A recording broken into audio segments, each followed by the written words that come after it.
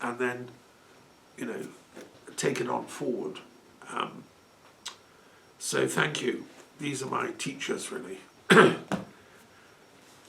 Okay, I'll stop there. Any questions or comments about this season that's upon us? Any thoughts on this last year we've been having?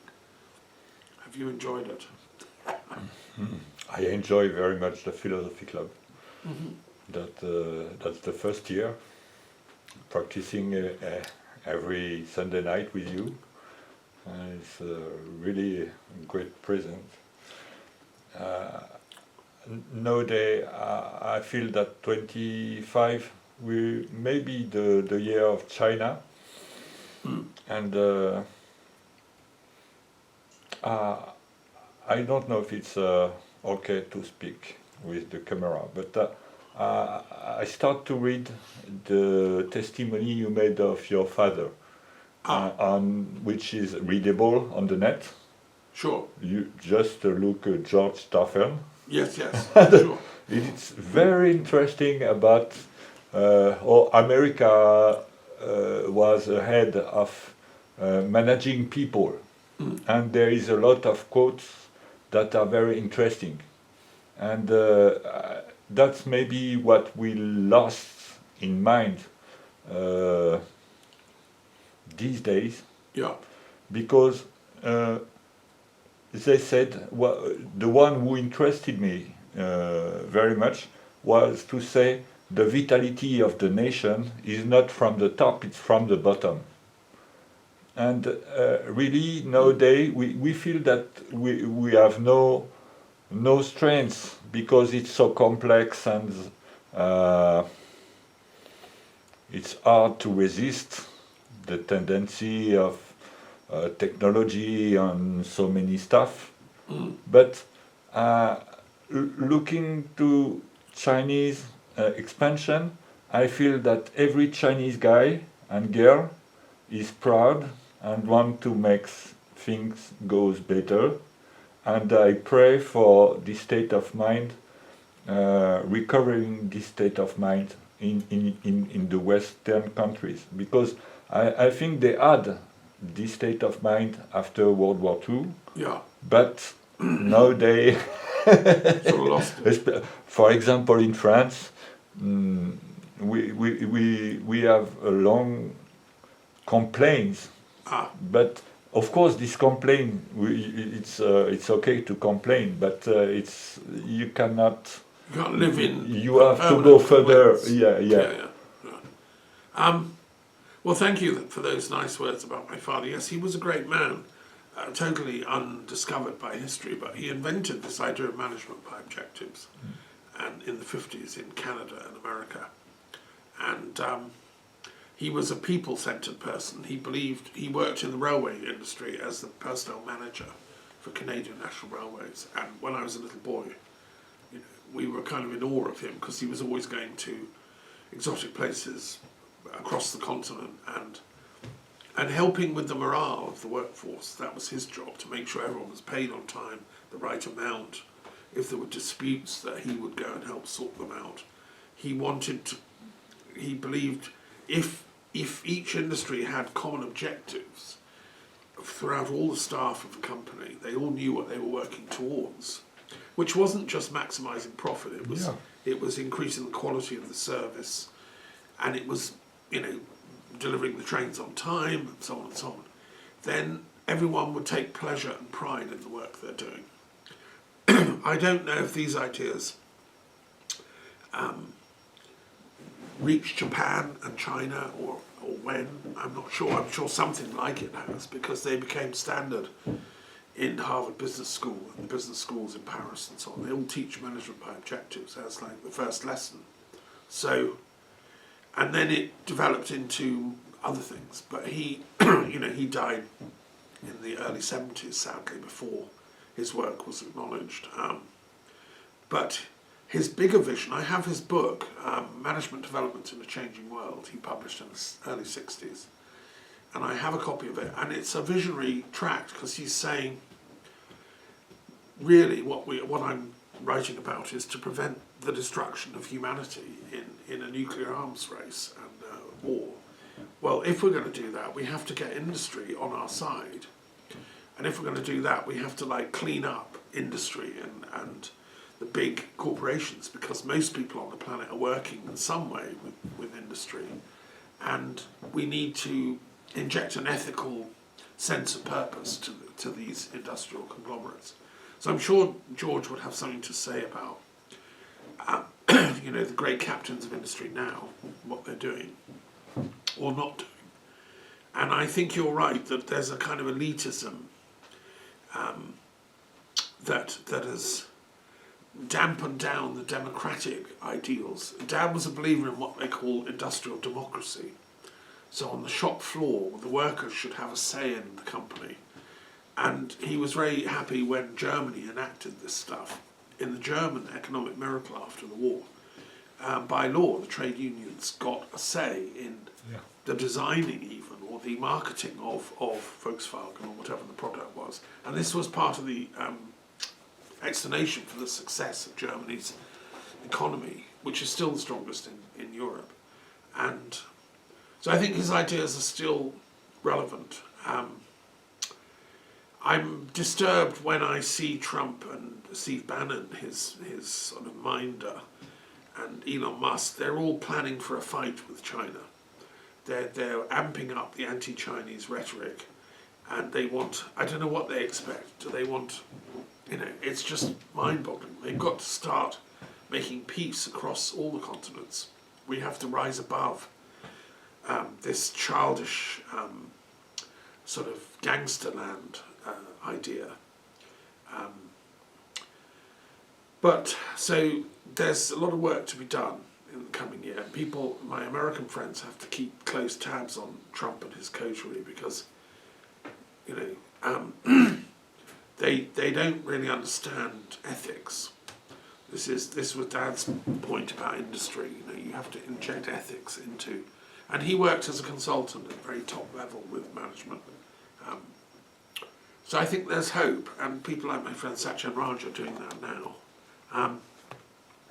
One thing I want to say about French intellectuals and French life, I just want to honour the fact that this great historian, Marc Bloch, has just been moved to the Pantheon this last couple of weeks. He was one of the founders of the Annales School of historians, and as a historian, we were inspired by the idea that you should look at everybody's history, whether you're the king or the emperor, but also the peasant, the worker, the person in the fields, the lower clergy, not just the bishops.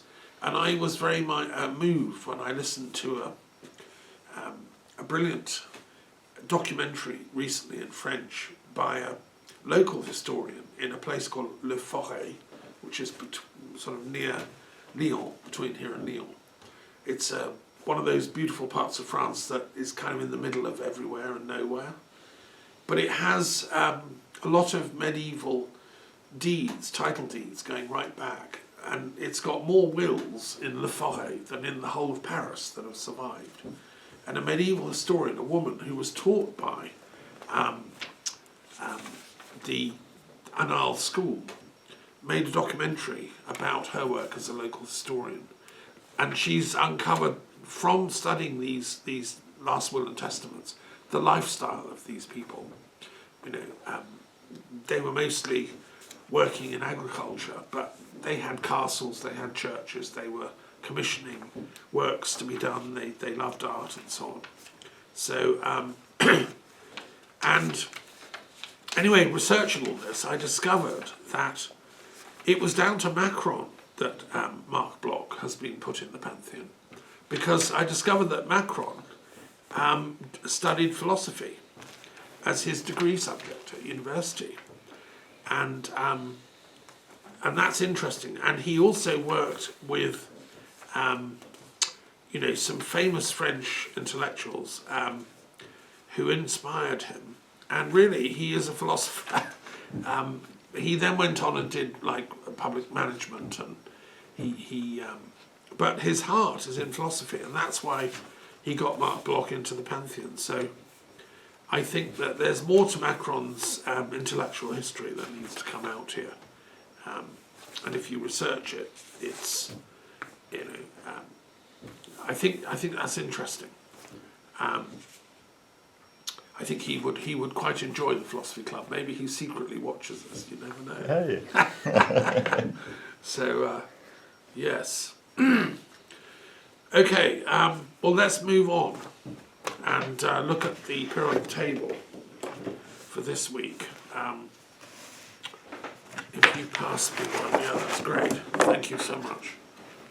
Right, which two shall we do today?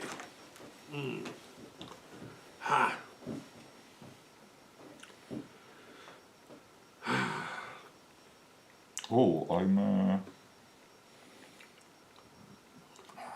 would like to know what could be the Islam Gnostic.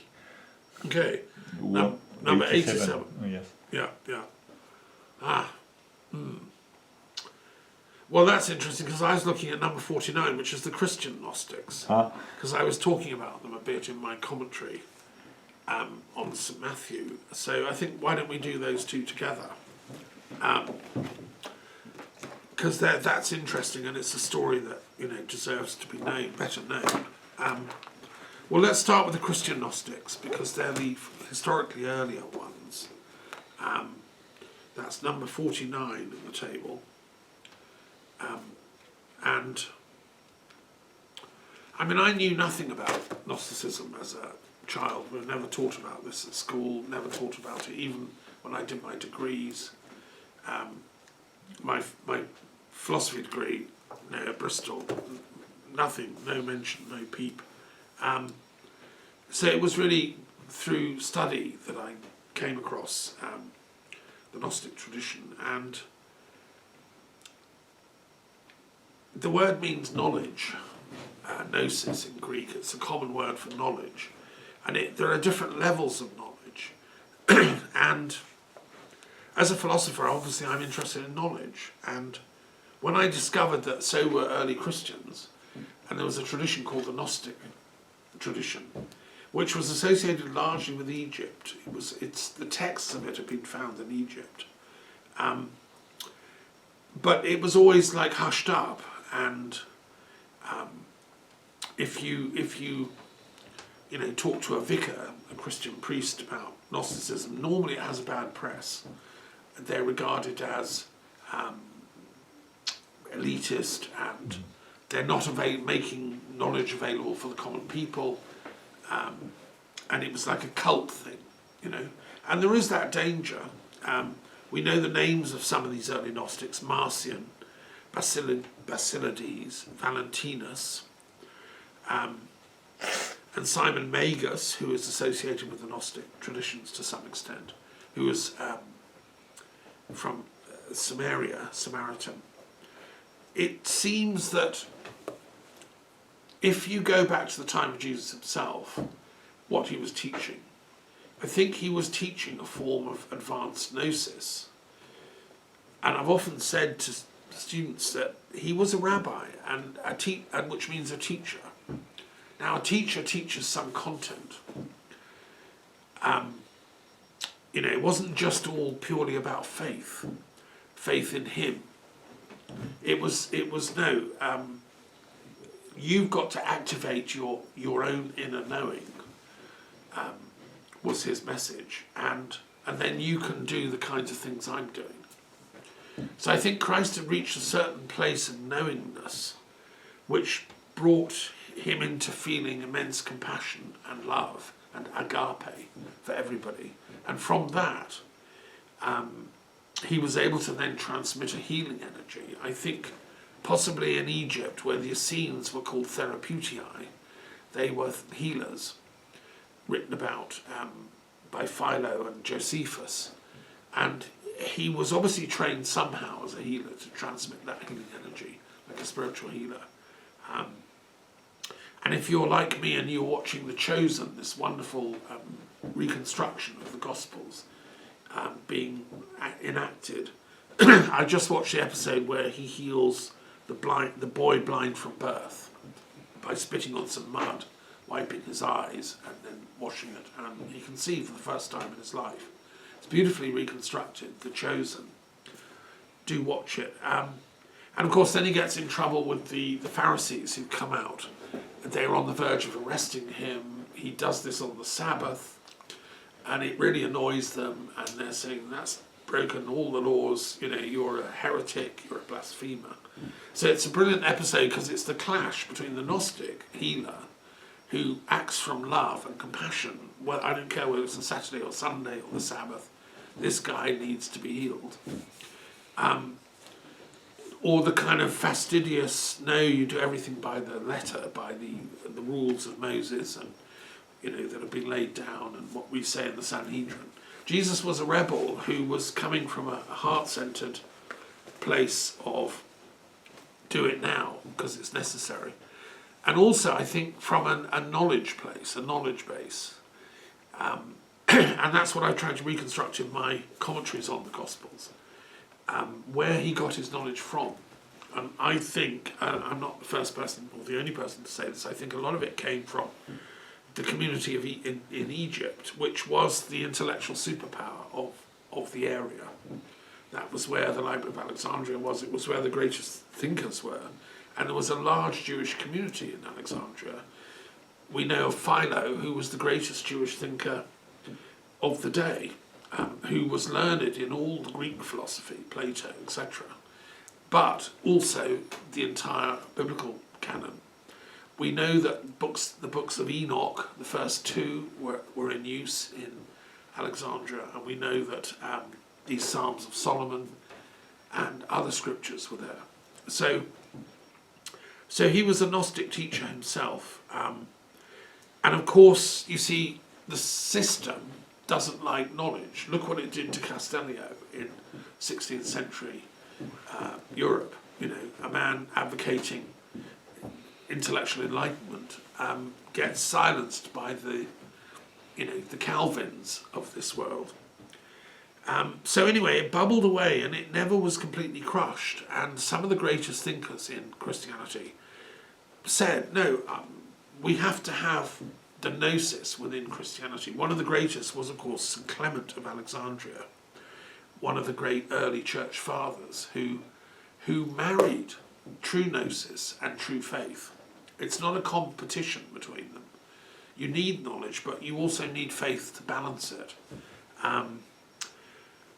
And there was Origen as another who combined the two. So, and always in the history of Christianity, this Gnostic element has been bubbling away. In my commentaries on the Gospel of Thomas, which is a Gnostic gospel, the most important archaeological discovery in Gnosticism was the Nag Hammadi texts that were found at the end of World War II, totally randomly by two Bedouin boys following their goat into a cave, and they found big jars full of these manuscripts, which then eventually were retrieved by scholars and translated.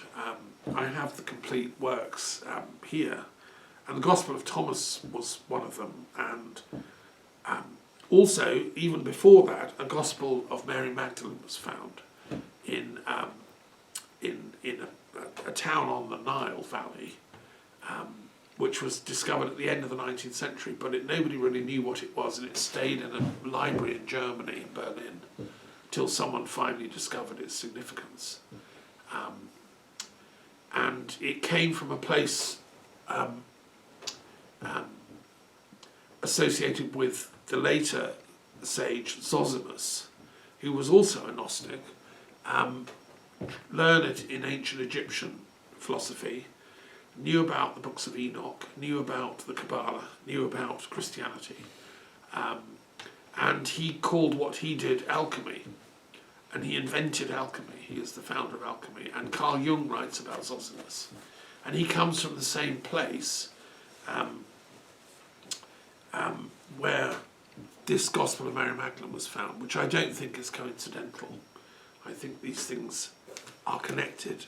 It's also interesting that Carl Jung was given the Gospel of St. Thomas to study very early on by one of the great scholars of Gnosticism, Giles Quispel, professor in Holland, very learned man. I never met him, sadly, but he's inspired my work. He did a commentary on the book of St. John the Divine, the Apocalypse, that was very important to me, and he died, sadly. I discovered when I went to the Vatican Library, about 10 years ago, I was studying there, and there's a room in the back of the Vatican Library where they have the complete Gnostic Gospels and all the commentaries that have been done by them, produced by Brill of Leyden, great publishing company. And the Vatican Library has every single volume, which you can go and spend hours. I mean, I would be happily spending all my days in there. And I discovered there he died, poor old Crispell. They have one of the volumes is dedicated to his memory. And he died on his way home from visiting the Coptic library in Cairo. He'd spent a whole day in the library. On the way home, he had a heart attack and dropped dead. He was in his 80s, which is a great scholar's death, actually. So he himself did a thesis on Valentinus, one of the most interesting Gnostic philosophers, who combined kind of normal Christianity with a very sophisticated cosmology. What the Gnostics are interested in is, why is there evil in the world and where does it come from? Why do the good people keep seeming to lose the battles of history? Why did Jesus have to be crucified, for example? Why did Pythagoras get burned to death? Why did Stalin kill all the great intellectuals of Bolshevism who were, trying to do their best to usher in a new age? Had them all killed off. Why did Hitler kill all the kind of great thinkers of Germany? Where were the philosophers in Germany opposing Hitlerism? Well, they were there, but they either had to escape, like Thomas Mann, or they ended up, being killed as dissidents.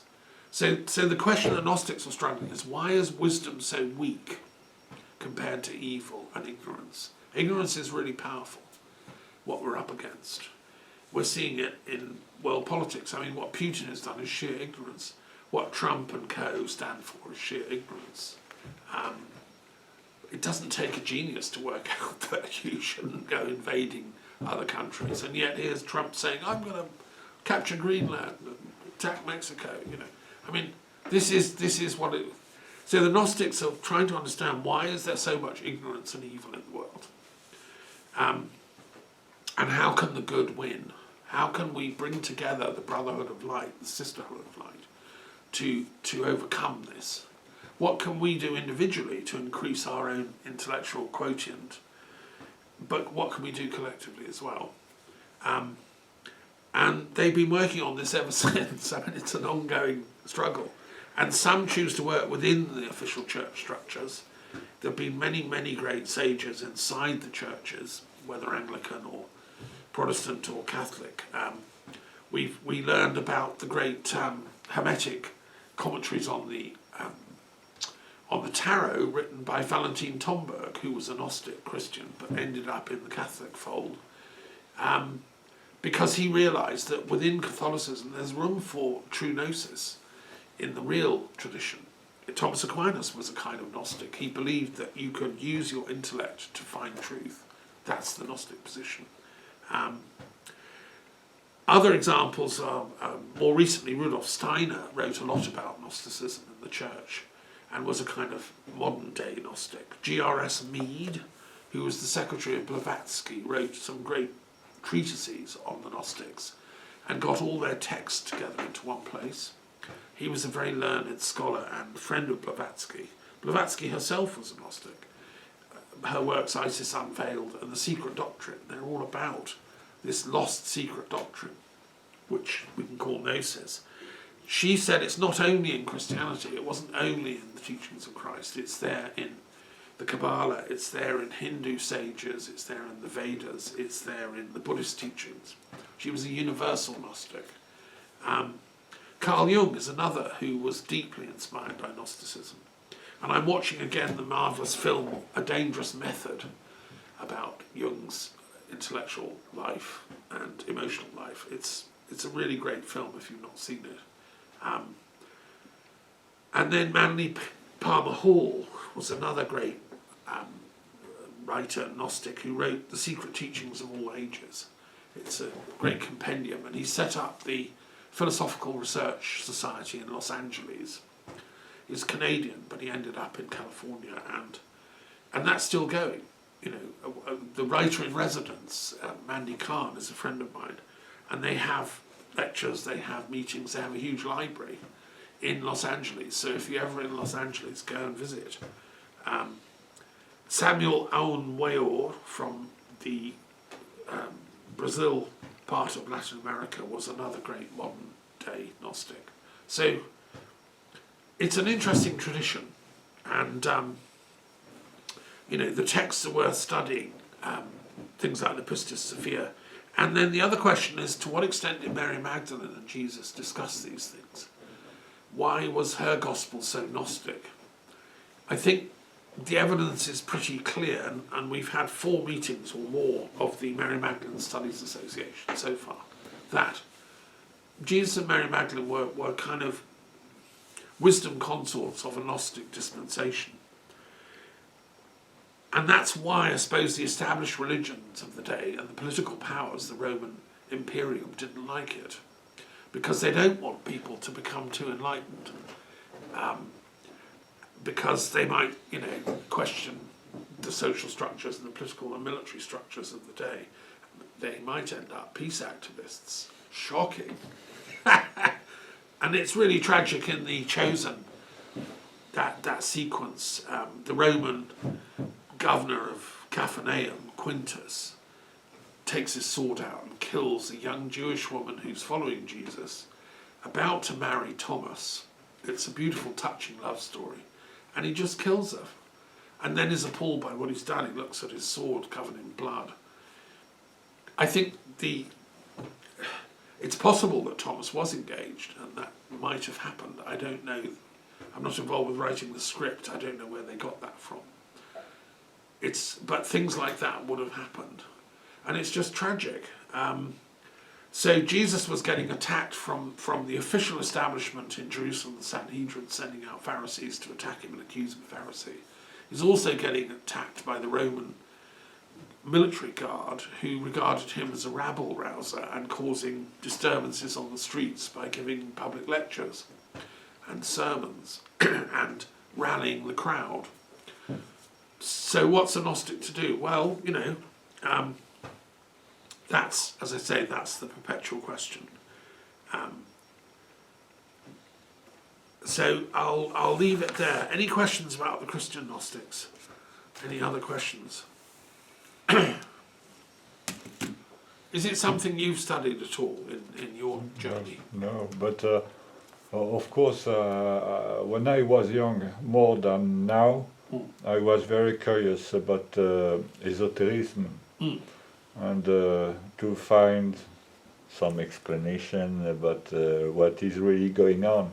Yeah. And my first thought, when you start to speak about this, was that even in the Gospel, you have so many writings, the same writing has different level of comprehension.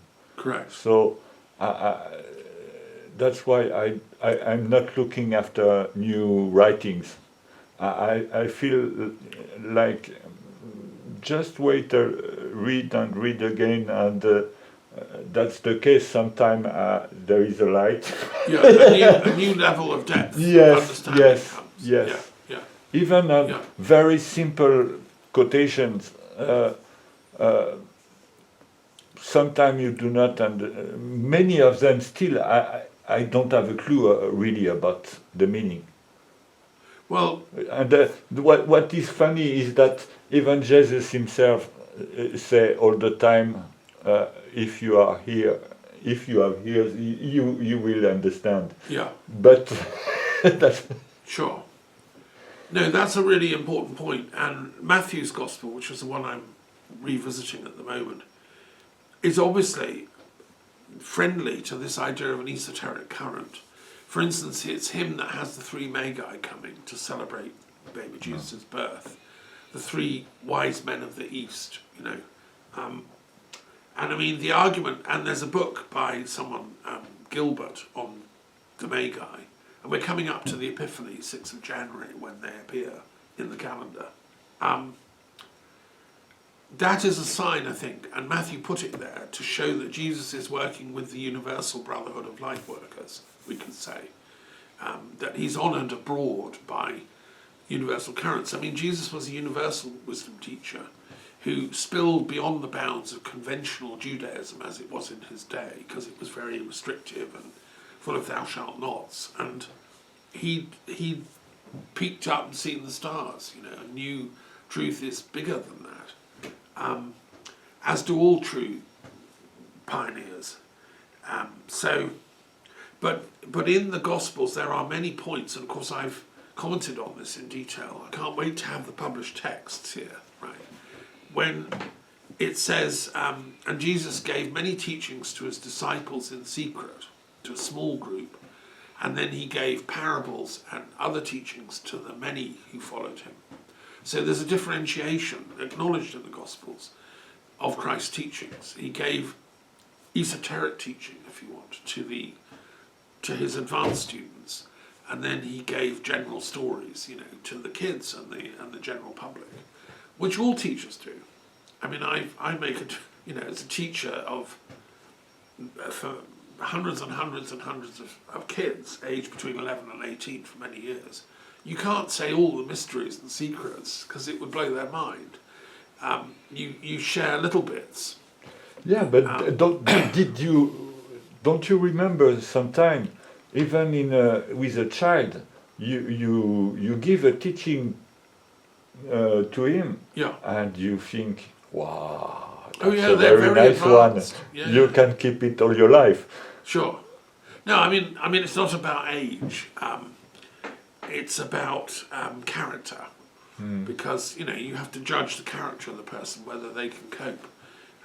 I mean, one thing that I use in the commentary on the Gospel, I say an advanced physicist doesn't give the secrets of how to make an atomic bomb to the first year undergraduate student who may be slightly dodgy and possibly is there to cause trouble.